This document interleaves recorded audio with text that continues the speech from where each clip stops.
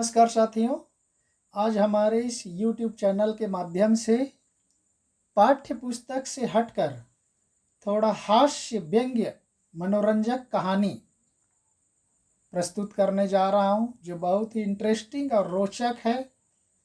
शरद जोशी जी की है, जिसका शीर्षक है अंधों का हाथी। आप सबको मालूम है, 9वीं कक्षा के पाठ्यक्रम में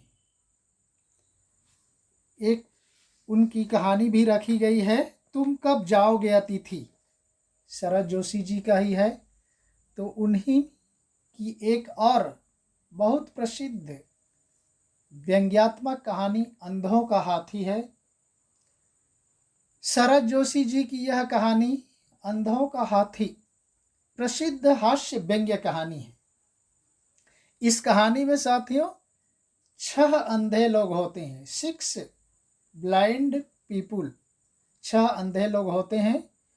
उन अंधों में बहस छिड़ जाती है और आपस में आर्गुमेंट होता है कि हाथी कैसा होता है, क्योंकि उन अंधों को तो मालूम नहीं, क्योंकि सबके सब अंधे हैं, देख नहीं सकते थे। तो आपस में बहस करने लगे कि आखिर हाथी कैसा होता है।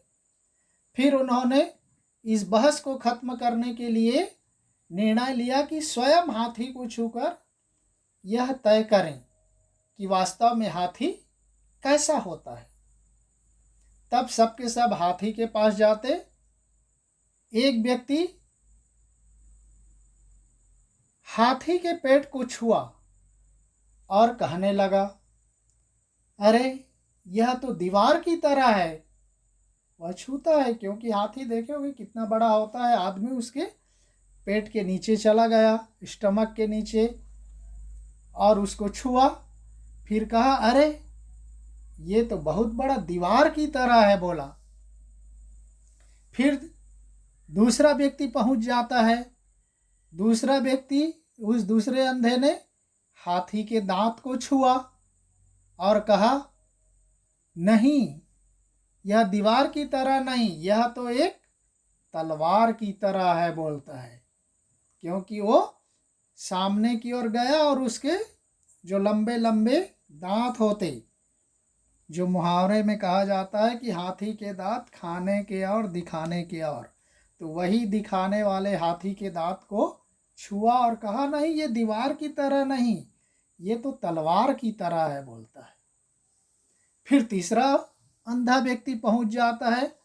तीसरे के अंधे के हाथ उस हाथी की सूंड आ गई और उसने कहा, अरे ये ना तो दीवार है और ना ही तलवार है, ये तो एक सांप की तरह है, बोला। क्योंकि हाथी देखे होगे हमेशा अपने सूंड को हिलाते डुलाते रहता है। बड़ा सा लंबा सा लगा और छू करके देखा, ये तो सांप की तरह है, बोला।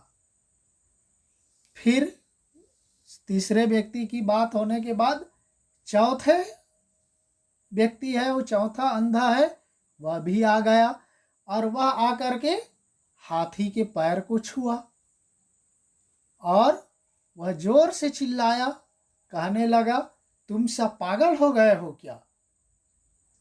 यह कोई दीवार या सांप नहीं है, ये तो एक बहुत बड़ा पेड़ है, बोला। ट्रीज, जैसे ट्री का स्टेम होता है, तना होता है, वैसे ये बहुत बड़ा पेड़ है, बोला।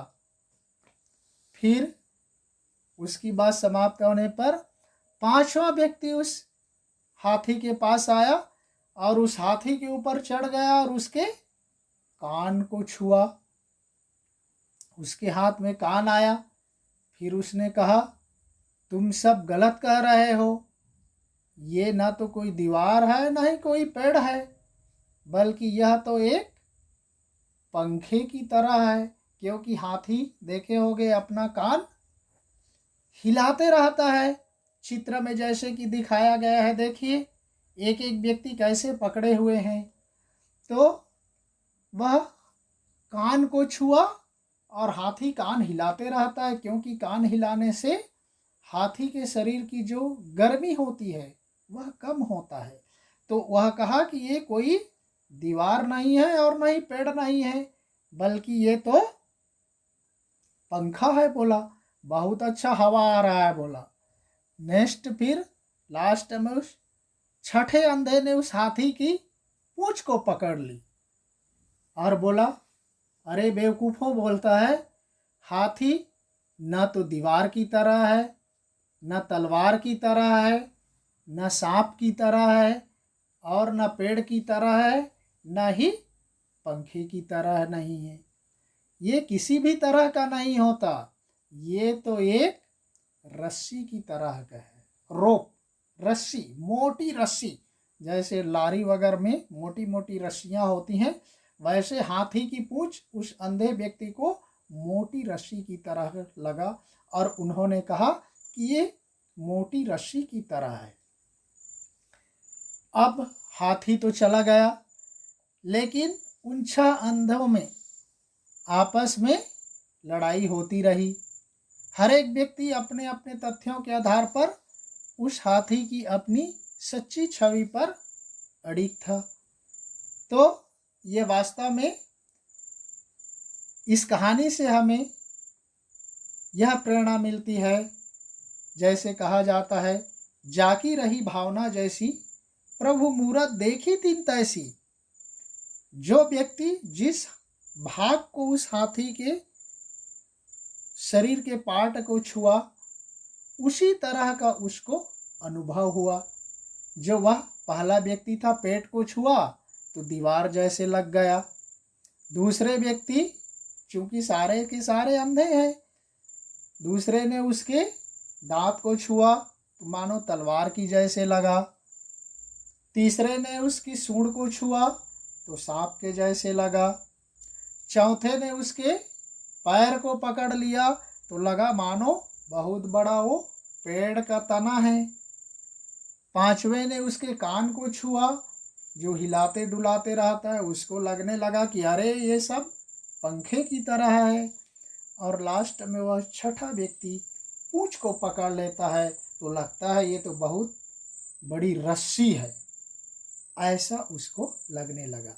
ये इस तरह से व्यंग्य वास्तव में आज की राजनीतिक व्यवस्था है, जिस पर लेखक ने करारा व्यंग्य किया है। आज देखे होंगे विशेष रूप से राजनीतिक दल के लोग अपने अपने फायदे के लिए अपने अनुसार किसी भी घटना का, किसी भी विषय का वर्णन करते रहते हैं। उसके प्रवक्ता लोग टीवी में जा कर के अपने फायदे के लिए अपना अपना तर्क रखते, अपना विचार व्यक्त करते और लोगों को बताने का प्रयास करते। तो इस तरह से साथियों, शरद जोशी जी ने कितने प्रभावशाली ढंग से उन अंधों के माध्यम से उस हाथी का वर्णन किया। उसी तरह से आज की राजनीतिक व्यवस्था है, जिस पर लेखक ने उस हाथी और अंधों के माध्यम से लोगों को समझाने का प्रयास किया। तो ये है हमारा आज का विषय से हटकर थोड़ा मनोरंजक हास्य व्यंग्य कहानी। इसी तरह की एक और कहानी है साथियों, वो हरिशंकर परसाई का है। वो भी बहुत बड़े व्यंग्यकार हैं। उनका भोला राम का जीव, आपको फिर कभी समय मिले तो उसको भी मैं बताने का प्रयास करूँगा। फिलहाल मैं यहीं पर इसको विराम देता हूँ। आपको अच्छा लगे तो पढ़ कर के आनंद लेना और अपने माइंड को रिलैक्स करने का प्रयास करना। धन्यवाद। जय हिंद।